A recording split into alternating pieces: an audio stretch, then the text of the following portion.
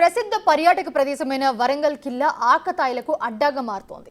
Port road సమీపంలో విశాలమైన రహదారులపై కొందరు యువకులు బైక్ల రేసింగ్ పై విన్యాసాలతో వాహనదారులను ఇబ్బందులకు గురిచేస్తున్నారు. అక్కడ ప్రధాన రహదారిపై బైక్స్ తో విన్యాసాలు చేస్తూ భయభ్రాంతులకు గురిచేస్తున్నారని స్థానికులు ఆవేదన వ్యక్తం చేస్తున్న పరిస్థితి.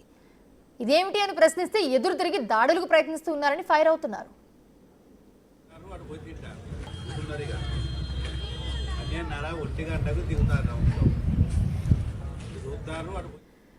అలాగే ఉమ్మడి వరంగల్ జిల్లా పర్యాటక రంగంగా పేరుగాంచింది. ఇక్కడ రామప్ప, లక్నవరం, మేడారం, 1000 స్తంభాల గుడి సందర్శనకు వచ్చే పర్యాటకులకు ఈ పోకిరీల ఆగడాలు మరింత ఎక్కువగా ఇబ్బందులుగా మారుతూ ఉన్నాయి. అయితే సందర్శకులకు ఎలాంటి అసౌకర్యాలు కలగకుండా ప్రభుత్వం విశాలమైన రోడ్లు నిర్మాణం చేసింది.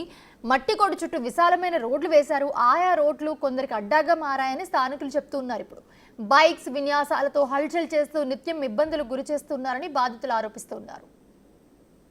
ఈ ప్రాంతానికి దేశ విదేశాల నుండి వచ్చే పర్యాటకులు ఎంతో ఆసక్తితో వస్తున్నటువంటి ఈ ప్రాంతాన్ని సందర్శించడానికి, వీక్షించడానికి వస్తున్నటువంటి వాళ్ళకు అనేకమైన అంతరాయాలను ఈ ప్రాంతంలో బైక్ రేసులు చాలా విపరీతమైనటువంటి డిస్టర్బెన్స్ను మనకు కనిపిస్తూ ఉంది.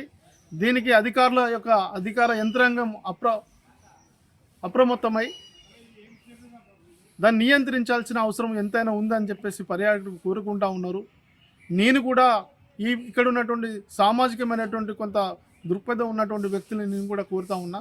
కొంత ఈ ప్రాంతంలో మనం కూడా నియంత్రించేటువంటి ప్రయత్నం చేయాలని చెప్పేసి ఒక గైడ్గా కాకుండా ఒక పౌరుడిగా, ఊరుగల్లు కోటలో పుట్టిన బిడ్డగా నేను ఆ ప్రాంతంలో వచ్చేటువంటి వాళ్ళను మనం ఆస్వాదించి ఈ ప్రాంతాన్ని ఆహ్లాదకరమైనటువంటి వాతావరణంలో ఆ బైక్ రేసును నియంత్రించాల్సిందిగా పోలీసు యంత్రాంగాన్ని లేదా ప్రభుత్వ యంత్రాంగాన్ని నేను కోరుతా ఉన్నాను.